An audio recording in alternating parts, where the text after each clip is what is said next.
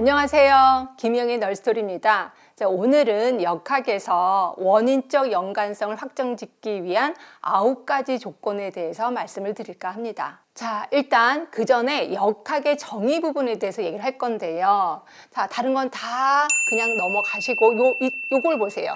자, 원인적 연관성 여부를 근거로 밝혀냄으로써 효율적인 예방법을 개발하는 학문이다 라고 표현하고 있거든요. 그럼 도대체 원인적 연관성이라는 게 뭔데? 그거에 대해서 말씀을 드릴까 합니다.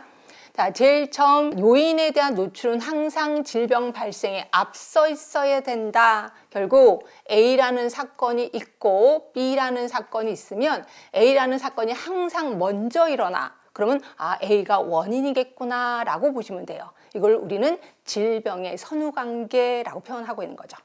그 다음에 두 번째입니다.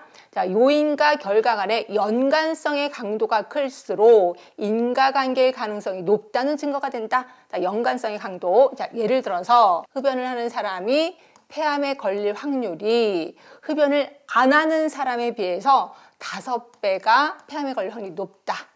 그 다음에 대기오염에 노출된 사람이 폐암에 걸릴 확률이 대기오염에 노출되지 않은 사람이 폐암에 걸릴 확률보다 1.2배래요. 그럼 누가 폐암의 원인이에요? 당연히 흡연이 폐암의 원인이겠죠. 이거를 우리는 연관성의 강도라고 표현하고 있는 겁니다.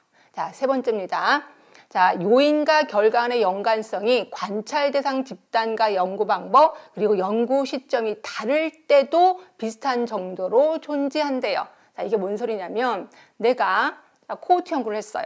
그리고 또 내가 50대를 대상으로 실험 연구를 했어요. 결국 연구 방법을 달리 해도 또 연구 대상을 달리 해도 항상 똑같은 결과가 나와. 그러면 이거를 우리는 연관성의 일관성이라고 표현하고 있습니다. 자, 다음으로 네 번째입니다.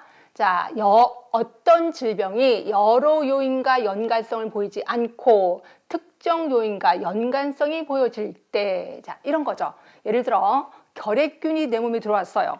그러면 나는 결핵에 걸립니다. 신기하지 않아요? 콜레라에 걸릴 수도 있잖아요. 그런데 결핵균이 들어오면 결핵에 걸려요.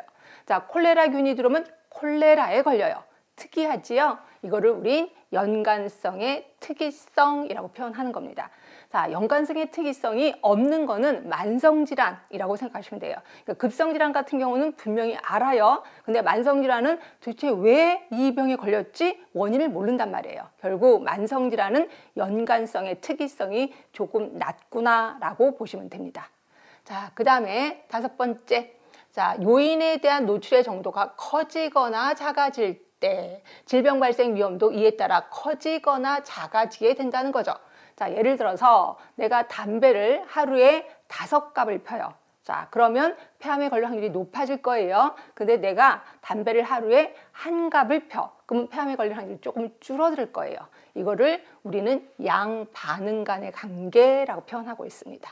자, 그 다음 생물학적 설명 가능성은 그냥 슬쩍 넘어가겠습니다. 저는 6번째로 갈까 해요. 자, 요거는 실험을 통해서 요인에 노출할 때 질병 발생이 확인되거나 요인 제거로 질병 발생이 감소된다는 거죠. 결국 실험을 해서 그 요인을 첨가하면 그 병에 걸리는 거고 그 요인을 살짝 뺐어. 그럼 그 병이 사라지게 된다는 거죠. 이거를 우리는 실험적 입증이라고 표현하고 있습니다. 자, 그거 외에 기존의 다른 인과관계 유사성도 있습니다. 자, 원인적 연관성을 확정짓기 위한 9가지 조건 중에서 6가지 조건은 굉장히 중요합니다. 오늘 제가 말씀드린 6가지 조건은 머릿속에 꼭 기억을 해 두시기 바랍니다. 자, 오늘 역학 중에서 원인적 연관성에 대해서 말씀을 드렸습니다. 도움이 되셨다면 구독, 좋아요, 알람 설정 부탁드리겠습니다.